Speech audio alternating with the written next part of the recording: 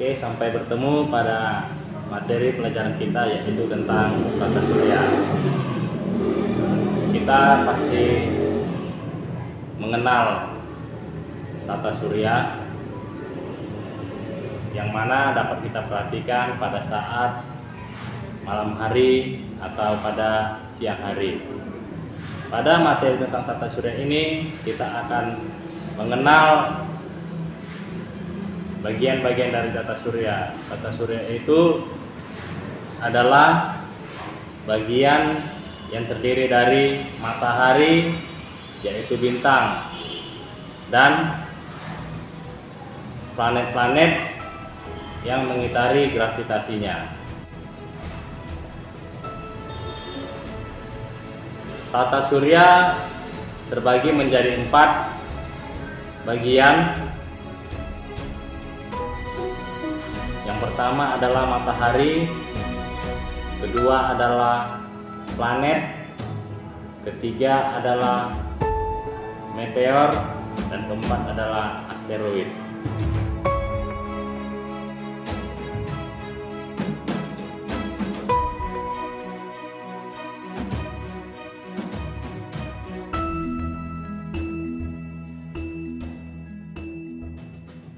Seperti yang kita perhatikan, matahari terikat pada gravitasinya, bumi terikat pada gravitasinya, dan bulan terikat pada gravitasinya.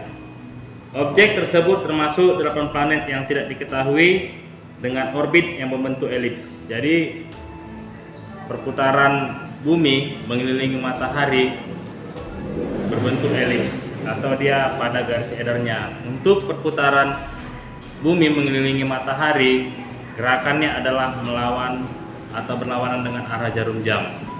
Kalau searah jarum jam dia misalnya ke kanan, maka ini nanti dia akan bergerak ke kiri.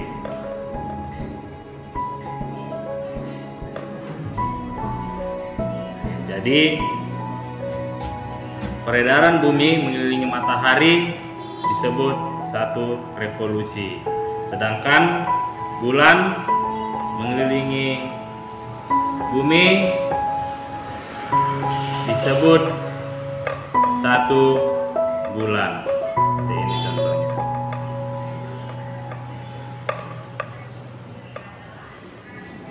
Berdasarkan jaraknya dari matahari, planet yang pertama adalah planet yang mendekati dengan matahari adalah Merkurius, kedua Venus, ketiga bumi, keempat Mars, kelima Jupiter, keenam Saturnus, 7 Uranus, dan yang kedelapan adalah Neptunus. Matahari merupakan bintang yang berupa bola gas panas dan bercahaya yang menjadi pusat sistem tata surya. Ya, jadi pusat tata suryanya adalah matahari. Matahari memiliki 4 lapisan, yaitu inti matahari, misalnya seperti yang di dalam ini, ya berada di dalam bola tersebut, itu adalah inti matahari yang memiliki suhu sekitar 1,5 kali 10 pangkat 7 derajat Celcius. Itu adalah untuk mempertahankan fusi termonuklir sebagai energi matahari. Lapisan yang kedua adalah fotosfer, memiliki suhu sekitar 6000 Kelvin. Yang ketiga adalah kromosfer, memiliki suhu 4500 Kelvin dengan ketebalan kurang lebih 2000 km. Dan keempat adalah korona atau lapisan yang terluar, seperti misalnya seperti cahaya ini, di luarnya itu adalah disebut lapisan korona yang memiliki dengan suhu 1 juta Kelvin, berwarna keabu-abuan yang terlihat seperti mahkota. Untuk teori-teori yang mengatakan tentang tata surya, ada 7 teori tentang pembentukan tata surya. Yang pertama adalah teori nebula atau yang disebut dengan hipotesis kabut, yang dikemukakan oleh Immanuel Kant atau filsuf Jerman, mengatakan tata surya berasal dari nebula, yakni kabut atau gas tipis dengan suhu tinggi dan memiliki ukuran sangat luas yang berputar sangat lambat. Perputaran yang lambat menyebabkan terbentuknya konsentrasi materi dengan berat jenis yang tinggi disebut inti massa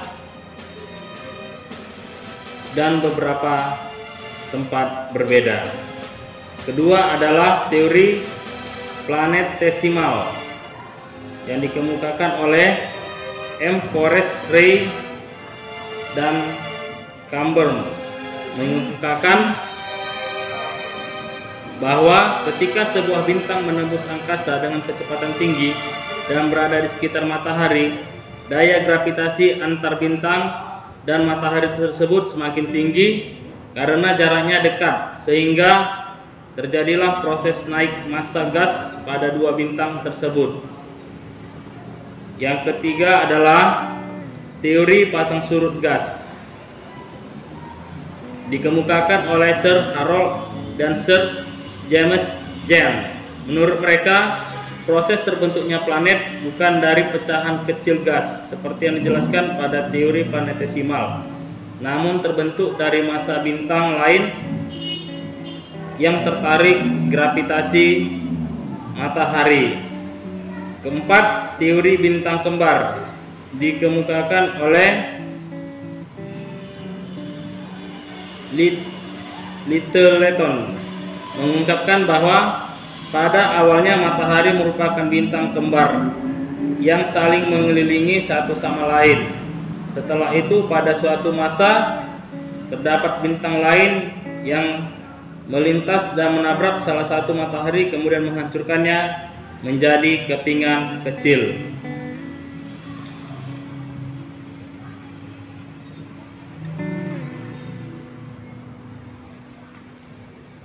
Pecahan matahari tersebut akhirnya mengalami proses perputaran dan terbentuklah planet-planet kecil di sekitar matahari dengan garis orbit yang tetap dan tidak berubah. Kelima, teori awan debu, dikemukakan oleh Grant Kuiper dan Van Weiskeler. Mereka menjelaskan bahwa awal terbentuknya tata surya berasal dan berkembang dari gas hidrogen pada awan antar bintang, pusat gas yang memiliki ukuran lebih besar dari pusat gas lainnya, kemudian mengalami proses pemadatan dan menjadi bintang tunggal, yaitu matahari.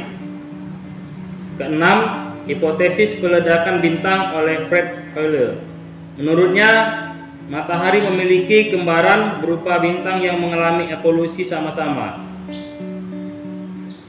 Setelah salah satunya mengalami proses pemadatan dalam orbit, kemudian matahari yang satu-satunya dan akhirnya meledak di ruang angkasa. Dan teori ke-7 adalah teori Big Bang, bahwa terdapat gema ledakan dari masa lalu serta perubahan spektrum bintang memiliki warna yang cenderung ke warna merah. Maka diduga bahwa seluruh jagat raya awalnya merupakan atom primordial atau atomnya paling pertama dengan tekanan dan suhu yang tinggi. Gerhana. Gerhana adalah suatu peristiwa yang terjadi apabila suatu objek antariksa melintasi daerah bayangan objek antariksa lain. Kita kenal dua gerhana. Yang pertama adalah gerhana matahari dan yang kedua adalah gerhana bulan.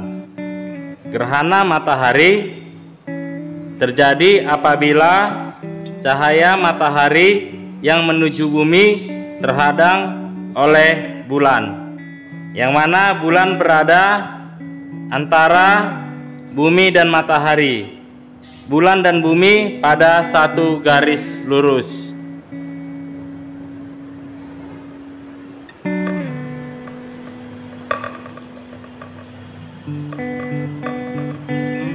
Ya, jadi seperti inilah dia dikatakan gerhana matahari yang mana matahari, bulan, dan bumi pada satu garis lurus.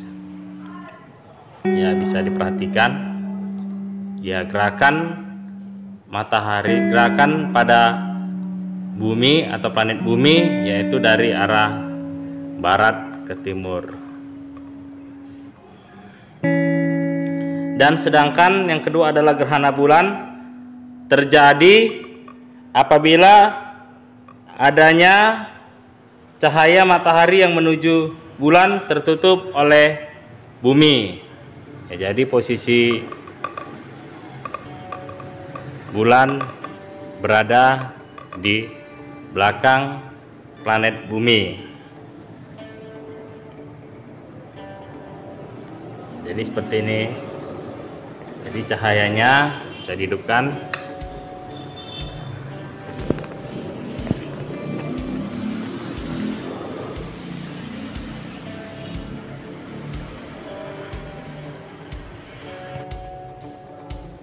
Oke, berikutnya yaitu revolusi bumi dan rotasi bumi. Rotasi bumi adalah perputaran bumi pada porosnya dari arah barat ke timur selama sehari yang mengakibatkan terjadinya siang dan malam. Seperti ini rotasi bumi.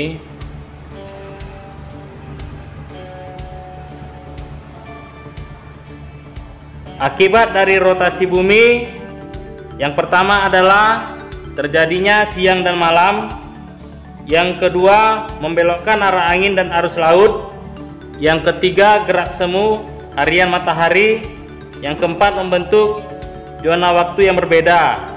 Dan yang kelima, bentuk bumi menjadi tidak sempurna. Dan yang kedua adalah revolusi bumi, adalah perputaran bumi mengelilingi matahari. Inilah disebut dengan satu revolusi. Satu revolusi bumi adalah sekitar 365 hari. Ya, sekitar 365 hari yang disebut satu tahun. Akibat dari revolusi bumi, yang pertama adanya gerak semu matahari, yang kedua membedakan waktu siang dan malam, yang ketiga adalah acuan sebagai pembuatan kalender Masehi, yang keempat membuat pergantian musim, kelima menyebabkan terjadinya gerhana matahari, keenam menyebabkan terjadinya gerhana bulan.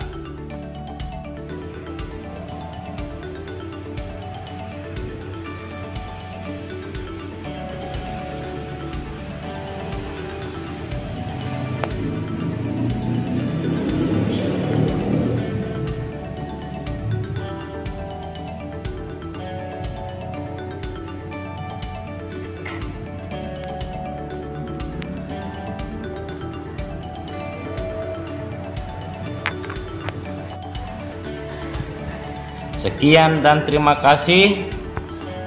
Selamat belajar dan salam sehat.